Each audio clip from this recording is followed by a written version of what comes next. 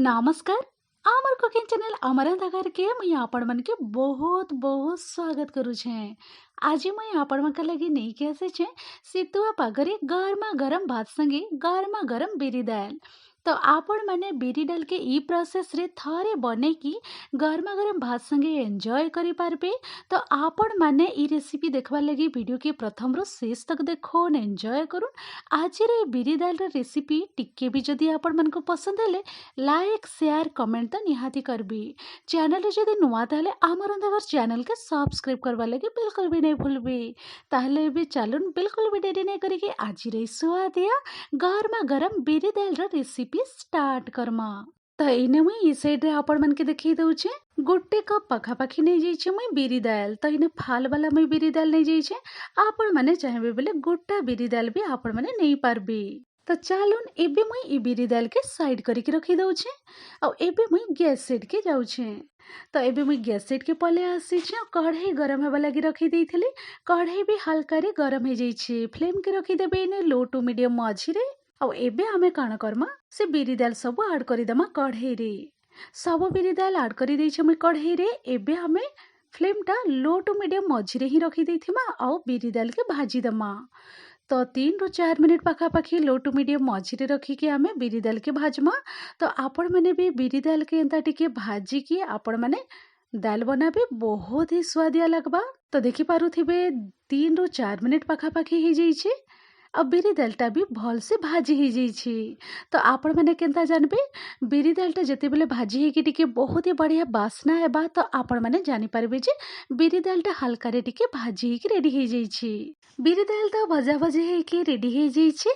एबे आमे फ्लेम टा पूरा पूरी ऑफ करी दमा।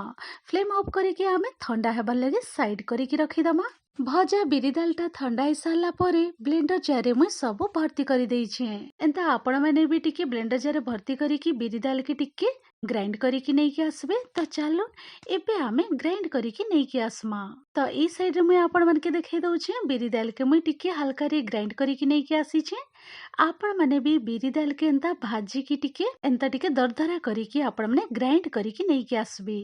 तो बहुत ही बढ़िया जल्दी रे सिझी जिबा बिरी दाल आ तार चुपा सबू भी टिके बाहरी जिबा। तो आपण माने भी बिरी दाल के टिके जल्दी कुक करबार लगे आपण माने एंता टिके दरदरा करिकी ग्राइंड करी देबे आ तार चुपाटा भी बहुत ही बढ़िया रे बाहरी जिबा। तो एबे आमे काण करमा गुटे जगह रे सबू बिरी दाल के आमे बाहर करिकी 4 ରୁ 5 थर भल से आमे धोई दमा।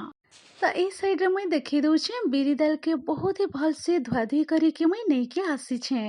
तो पूरा पूरी क्लीन हे जाइछे। तो चलो एबे मुई इता के साइड करके रखी दउछे। आ ए साइड रे गुटे कुकर नहीं जाइछे। कुकर रे आमे सब बिरी दाल के देई दमा। बिरी दाल सब देई साला परे एबे मुई ने पानी दे दउछे। तो पानी ने मुई 2 गिलास बड़ गिलास रे दे दउछे। 2 ରୁ 3 गिलास पाखापाखी पानी दे साला परे एबे स्वाद अनुसार आमे टिके नून दे दमा। तार संगे संगे हल्दी पाउडर टिके दे दमा।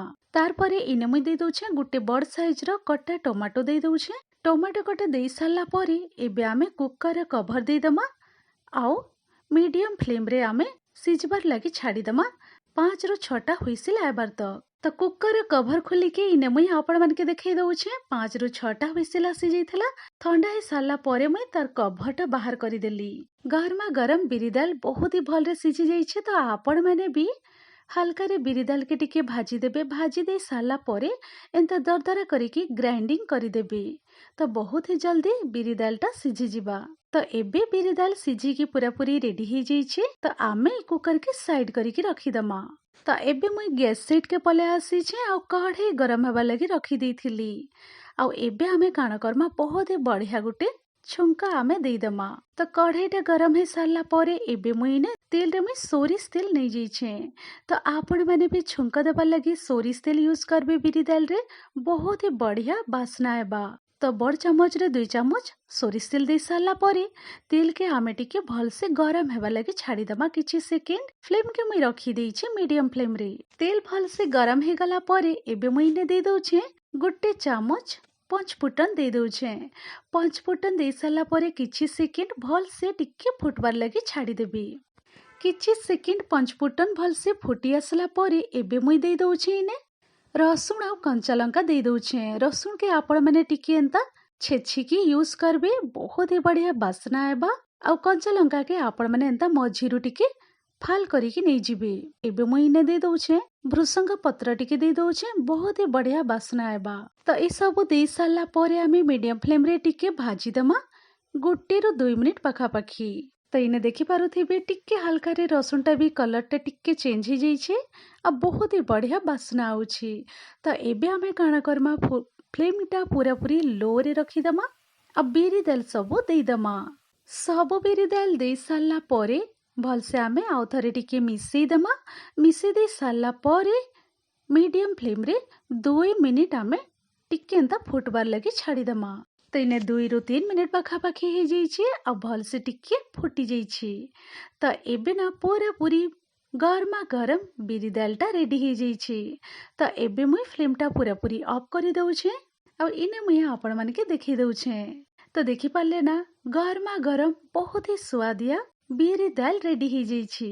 ତ ଆଶା କରିବି ଆପଣମାନଙ୍କୁ ବି ଆଜିର ଏଇ ବିରି ଦାଲର ରେସିପି ବହୁତ ହି ପସନ୍ଦ ହେଇଥିବା। ତ ଆପଣମାନେ ବି ଶୀତୁଆ ପାଗରେ ଗରମା ଗରମ ବିରି ଦାଲ ଆପଣମାନେ ଏଇ ପ୍ରୋସେସରେ ବନେଇକିନା ଗରମା ଗରମ ଭାତ ସାଙ୍ଗେ ଆପଣମାନେ ସର୍ଭ କରିପାରିବେ। ତ ଆଜିର ଏଇ ବିରି ଦାଲର ରେସିପି ଯଦି ଆପଣମାନଙ୍କୁ ଟିକେ ବି ପସନ୍ଦ ହେଇଥିଲେ ଲାଇକ୍ ସେୟାର କମେଣ୍ଟ ତ ନିହାତି କରିବେ। ଚ୍ୟାନେଲରୁ ଯଦି ନୂଆ ତାହେଲେ ଆମର ତାଙ୍କର ଚ୍ୟାନେଲକେ ସବସ୍କ୍ରାଇब करवार लगे बिल्कुल भी नहीं भूलबी। तो आपण मैंने ना वीडियो के प्रथम रू शेष तक देखी बहुत बहुत धन्यवाद दौचे। Thanks for watching. Bye bye, take care.